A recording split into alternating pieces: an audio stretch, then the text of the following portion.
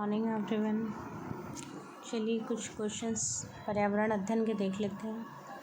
ग्राम सभा शासन सबसे निचला स्तर होता है। इसका मुखिया ग्राम प्रधान होता है। ग्राम सभा के कार्य निम्न हैं: पंचायत के वार्षिक लेखा का परीक्षण करना, सामाजिक आर्थिक विकास की योजनाओं के कार्यक्रमों को स्वीकृति देना, गरीबी उन्मूलन कार्यक्रमों हेतु लाभार्थियों की पहचान करना, आइडेंटिफिकेशन करना, सामाजिक अन्वेषण करना। रसोई घर में अग्नि से सुरक्षात्मक उपाय के लिए क्या अपनाना चाहिए? रसोई घर में अग्नि सुरक्षात्मक उपाय के रूप में अग्निशामक यंत्रों का प्रयोग करना चाहिए। यह यंत्र बेलनाकार लोहे का सिलेंडर होता है जिसमें carbon dioxide CO2, nitrogen N2 gas संपीड़न अवस्था में भरी होती है। किसका मूल उद्भव स्थान भारत में नहीं? मैंगो, केला, नारियल। डी, स्ट्रॉबेरी का उद्भव स्थान भारत में नहीं। स्कर्वी, रिकेट्स, रतौंधी रोग क्रमशः विटामिन C, D, A की कमी से होते हैं, जबकि राबीज कुत्ते के काटने से होता है।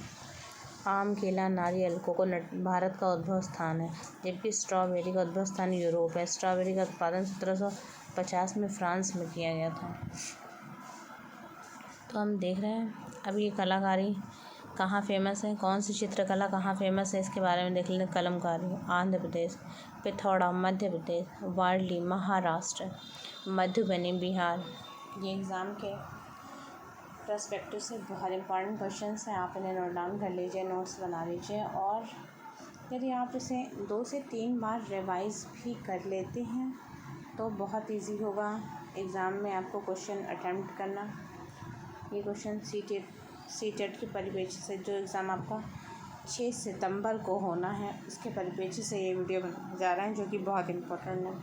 अगर आपका यूपी टेट का एग्ज़ाम अच्छा नहीं हुआ है, कुछ लोगों का छूट गया है, या कुछ लोग जो एग्ज़ाम क्रैक नहीं कर पाए हैं, जिन्होंने आंसर की मिला ली है और उनके क्वेश्चन सही नहीं हैं, जितने होने चाहिए 60% नहीं आ रहे हैं, जनरल कैटेगरी से बिलोंग करते हैं, तो इनके लिए ये सेकंड अपॉर्चुनिटी है कि वो सीटेट क्वालिफाई कर जाएं ताकि वो सुपर टेट दे सकें। तो इसके लिए आपको बहुत महत्वपूर्ण और इम्पोर्टेंट क्वेश्चन पढ़ने की ज़रूरत है, जो मैं यहाँ पर आपको पढ़ा रही हूँ। ये बहुत इम्पॉर्टेंट है एग्ज़ाम की परिप्रेक्ष्य से। ये क्वेश्चंस आएंगे ही आएंगे। कौन सी पक्षी के नर व मादा दिखने में समान होते हैं? बुलबुल पक्षी के नर व मादा दिखने में समान होते हैं, जबकि गौरैया पक्षी की मादा प्रजाति का रंग नर पक्षी के पीछे गाढ़ा होता है। श्रमिक मधुमक्खियाँ अन्य मधुमक्खियों को भोजन के स्रोत की दिशा कराती हैं नृत्य के द्वारा। श्रमिक मधुमक्खी अन्य मक्खियों को भोजन के लिए स्रोत की दिशा नृत्य के द्वारा ज्ञात कराती हैं। भारत की हरित क्रांति के जनक डॉक्टर M.S. स्वामीनाथन को भारत की हरित क्रांति का जनक कहा जाता है। फाइन। और इन्होंने गेहूं की विभिन्न प्रजातियों की आनुवंशिकता का अध्ययन किया, जिसमें एक नए प्रकार के C57 पंजाब में इस गेहूं का विकास हुआ है। इन्हीं के सफल प्रयासों के द्वारा 1960 के दशक में अंतिम वर्षों में भारत में हरित क्रांति सफल हो पाई है। कुछ और क्वेश्चन देख लेते हैं।